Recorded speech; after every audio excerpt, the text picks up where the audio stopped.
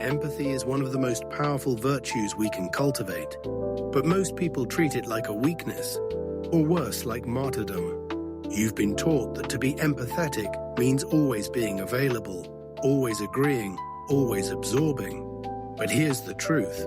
Empathy without boundaries isn't noble. It's self-erasure. If you've ever felt drained after trying to support someone, or felt like your compassion makes you a target, this scroll is for you. Because real empathy is sharp, but soft when it needs to be. It's empathy with teeth, but teeth that are only bore when the situation calls for it. Guilt-driven empathy sounds like this. If I don't help them, I'm a bad friend. Or, if I say no, I'm abandoning them. And, if I walk away, I've failed them. But guilt-driven empathy is not compassion. Not to them, and certainly not to you. It's fear wearing a thin veil of kindness. It's the fear of being judged, the fear of seeming selfish, the fear of letting someone down. But here's the truth. You are not responsible for someone else's healing. You can walk beside them. You can witness their pain. But you cannot carry it for them. Because if you try, you don't just betray yourself, you enable them. And enabling feels like empathy, until it burns you out and burns them down. Another myth, if you're empathetic, you always agree. That's false. Empathy can be, but doesn't have to be agreement. Empathy can just as easily be understanding, but without absorption. You can say, I see where you're coming from, without condoning the behavior or agreeing with the person. You can validate emotion without validating dysfunction. Truly understand a perspective and still wholeheartedly disagree with it, vehemently even. In fact, empathy without agreement is far more powerful, because it means you've done the harder thing, held your ground while staying open. That's real empathy with clarity. Let's talk about self-awareness.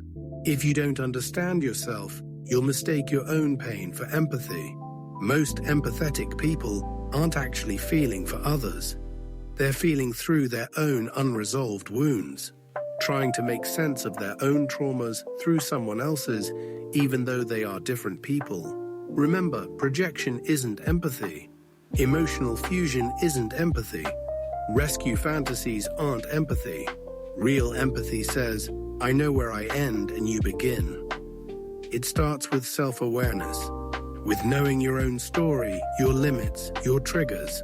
Without that, you're not helping. You're bleeding alongside them. Moving on, one must be aware of boundaries when attempting to engage in real empathy. This is the hardest one. It means staying with someone without fixing them, holding space without taking over, being present without being consumed. Boundaries are not walls, but guardrails. They allow connection without collapse, and they protect both of you, preserving your own virtue while allowing them the space to develop theirs. If you get overwhelmed every time someone else breaks down, you're not practicing empathy. You're mirroring chaos and thinking what is happening to them is also happening to you.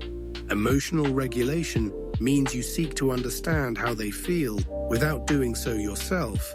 You stay present, and you still think clearly. That's the kind of empathy people can actually lean on. Not performative, not frantic, anchored in respect and understanding. So what happens when you collapse?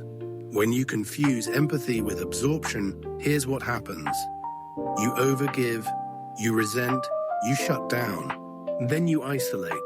And the virtue of empathy that once made you powerful now makes you bitter, afraid, tired. Burnout is not empathy. Guilt is not guidance. Silence is not strength. If your empathy always costs you, it's not a virtue, it's an open wound. Real empathy in Ethos says, I see your pain, but I will not drown in it. I will witness you, but I will not abandon myself to do it. I will care, but I will not collapse. And I will seek to understand you, but not at the cost of myself. That's empathy with teeth. Empathy that is present, regulated, and fierce. It has boundaries. It has a backbone. It holds space without losing ground. So for this week's challenge, pick one relationship where your empathy feels heavy. Ask yourself, where am I rescuing instead of respecting? Where am I absorbing instead of witnessing? What boundary would actually make this more sustainable? Write it down. Then set one small limit or ask one grounding question. This isn't withdrawal. This is compassion with clarity. It's empathy with teeth. This is the Mastery Scrolls. Understanding isn't enough. We embody. As always, stay strong and live your ethos.